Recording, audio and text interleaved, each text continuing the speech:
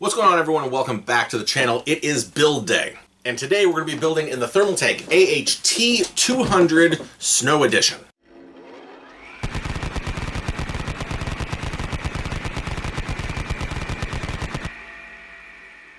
Now obviously this is not the full case, there are some parts missing. We took this apart in our teardown video, which is the last video, the unboxing of this case. I haven't built in this one before, so we want to get a little familiar. So if you're curious what that was like, go check that one out. This build is a special build. This one is going as a gift to my wife.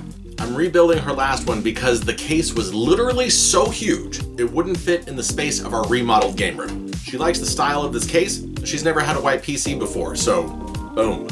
This is a fun design, but let's see what's going inside. This is a longer name, so I'm not gonna be able to lock eyes with you as I say it. This is the MSI Mag B660M Mortar Wi-Fi DDR4. My wife isn't much of an overclocker, so a B series board is going to be just fine for her. It matches the general aesthetic that we're going for with our build, see? And as I'm sure you could tell from that extensive title, it runs on DDR4 RAM and does have Wi-Fi. For the CPU, we're going with Intel's Core i7-12700K. I happen to already have this one in the shop, and it's more than enough power for what she needs. I don't know when I'm going to edit and get this video out, but at the time of filming, Intel is literally in the middle of this whole power performance debacle they have primarily with their 13th and 14th gen. So until they get that sorted out properly, I'm kind of okay with a 12th gen CPU. Plus down the road, it's not like we can't upgrade later if we need it. Plus that CPU is going to pair nicely with this graphic card anyway.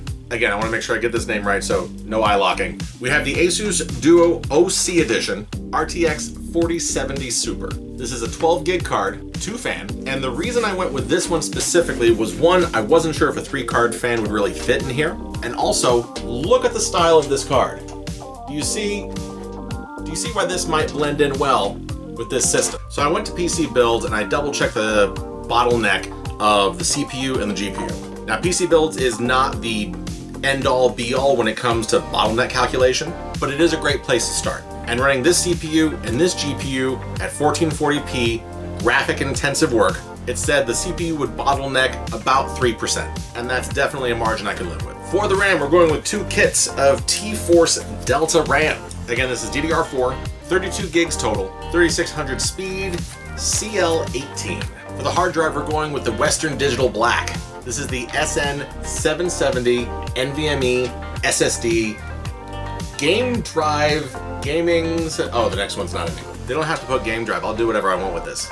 Anyway, 2 terabyte Gen 4, and it claims read speeds of over 5,000 megabits per second.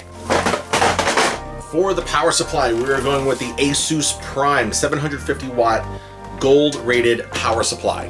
This power supply is pretty cool. Aside from enough power to run what we need it to run, it's two-tone. It's white on one side, black on the other, so you can flip it to match whatever your aesthetic is. Now, from what I can tell, we're gonna run this white side up, because 1, white case, and 2, if you saw in our last video, you can't mount this power supply fan down. It has black cables, which we might keep. We might not even do cable extensions depending on how good they look, because again, black accents.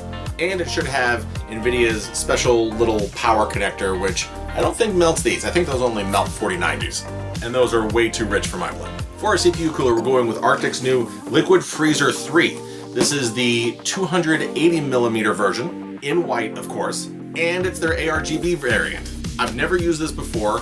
Arctic is a great company. They do great cooling. I did notice that as of right now, it has a 4-star rating. I obviously did not go and read all the reviews, but the negative ones that I did come across mentioned that the mounting plate and their whole mechanism now was a little complicated. So we'll see if we can figure that out. In addition to that, for a little more flair and airflow, we have not 1, but 4 Arctic fans. Each one is 140mm, each one is white, and each one is RGB, ARGB.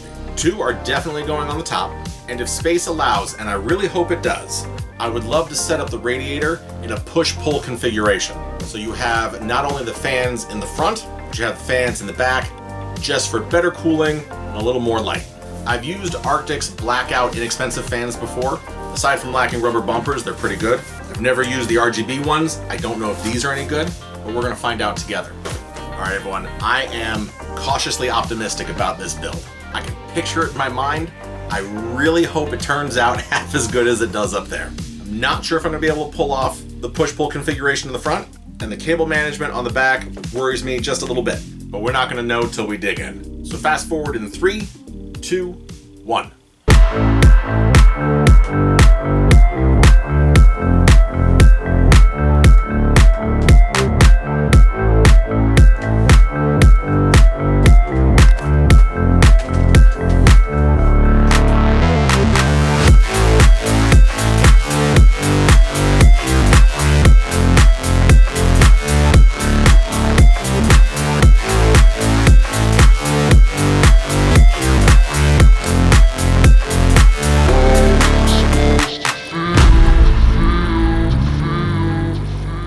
This build is finally done, and I say finally because this is not the same day. So even though I loved the finished product, it was quite the journey to get here, with one surprise after the other. So before I get into that nitty-gritty, I just want to say, end result, once we finally got there, this thing is beautiful.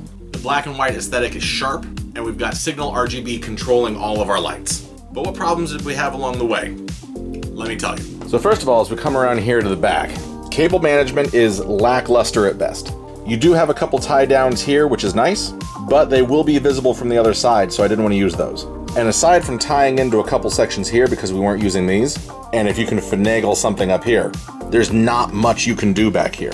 So one of the reasons why I didn't want to run cable extensions was because that's just more mass back here that we can't support and can't organize. Coming around to the rear, like I said, a built-in I/O shield for this, for looks, is a must. We have two 140mm fans up top in the exhaust position. We have our 2-fan 4070 Super in here with just a little room to spare, and our upward fan-facing power supply. We were able to get our radiator in a push-pull configuration, but as you can see here, the hose isn't ideal, but there weren't a ton of options. Here's the front. I would have liked it if they had been able to orient this so that your fan would be centered here, but you can't always get what you want. I don't know if this is going to come in with the reflection, but you can see a notch in the edge of the case for the fans to sit up. They are within 1/8 of an inch about how high they can get. I just had to take a quick break and move some videos around. So I'm not exactly sure where we left off, but I think we're about to talk about the problems I had. So just as a general note, for this case, a lot of the threading for the bolts was a little off, which is a weird thing. I don't think I've ever talked about that before. Never really been an issue before, but it kind of was here. And it wasn't just with the angled pieces, it was that too. But even the power supply mount, the threads just weren't clean. So that's something I had to fight with a little bit.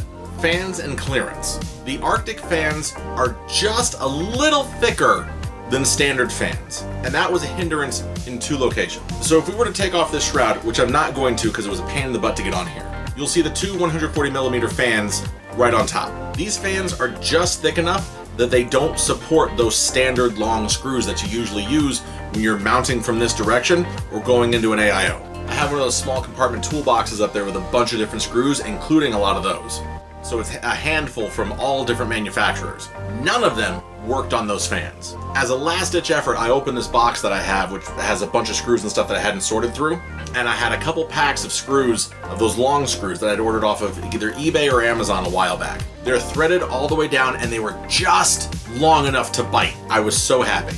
So I got the 4 screws in this rear fan down. I got the next 2 screws in this fan down, but because of the thickness of these fans, those other screws wouldn't work.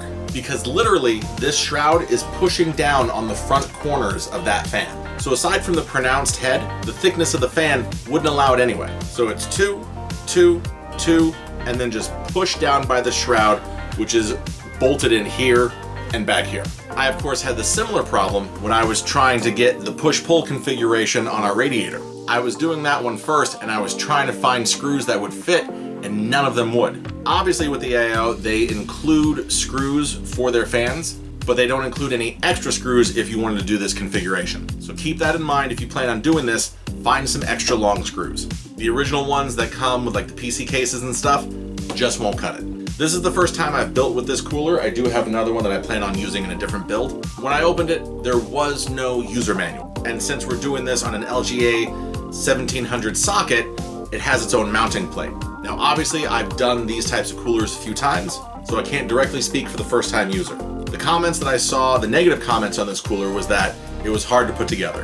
I don't think it's hard, I just think it's different. If you open up your packaging, take away anything that's labeled AMD, and look at your parts, just take a deep breath, think about it for a minute, and it's pretty intuitive. I do wish this liquid cooler was a little more versatile. Overall, it is easy to install. You unscrew the old mounting bracket, you screw in the new mounting bracket, and then it's just 2 screws connecting that. And then your faceplate on the cooler just magnets, pops right on. I don't love this hose configuration, but it's quiet. Everything is set to stock on this. The only thing that I've changed was I enabled XMP for the RAM. And running full force on Cinebench R23, we hit 80 degrees. And like I said, that's all stock settings, remaining pretty quiet. So if we tweak that a little bit, we can probably get some better results. The graphic card had no problem running on the new Furmark software. It didn't even hit 70 degrees. One of the other things to note, everything in this build was super tight. It had to be finagled in one way or another. The graphic card had to be put in a certain way so we could get it to fit. You have to put the radiator in the right order to make sure it'll fit. We already talked about how tight these fans are fitting up here. And one thing that was unnecessarily tight is our CPU power cables. Not only are they dangerously close to the fan blades, that's something we're gonna have to keep an eye on, make sure they don't start slipping out and get hit by those, because when I first installed it, they were right up against it. The CPU power cords are 4x4, and the spot to get them through the back was so slim, I had to separate that and feed them through separately. If I was trying to run a cable mod through there, it would not work in the slightest. It barely worked with what I had here. So I had to split those, feed them through, reconnect it, feed them down, and then pull the cord up and back down so that the little excess across the top wasn't hitting our fan. Our fan, which is in the right spot. Just the tolerance between those two is just minuscule. But again, despite all my complaining, in the end, everything did come together. And with a complicated build like this, there is a lot of gratification every time you hit a bump and then overcome it. It is frustrating in the moment, but once you succeed, it feels really good. I'm glad this one is going to my wife. That means it gets to stay in the house because this truly was a labor of love. And I think it's really sharp. I can't wait to add this to our game room. So if you want to build in this case, I'm trying to remember that quote from Men in Black where Will Smith asks, "Is it worth it?" Tommy Lee Jones turns back and says, "Yeah, if you're strong enough." That's my answer if you want to build in this case. So thank you very much for watching. I hope this was enjoyable and informative. I appreciate if you like and subscribe, and I also really like if you comment. I want to know what you think I'm doing right, and I even want to know what you think I'm doing wrong. I'm doing my best to make these videos fun, entertaining, and informative, and trying to up my which gets kind of tricky because everything right now is coming out of pocket. Find me on all the social medias under Fearless Fragger, and I'll see you in the next video soon.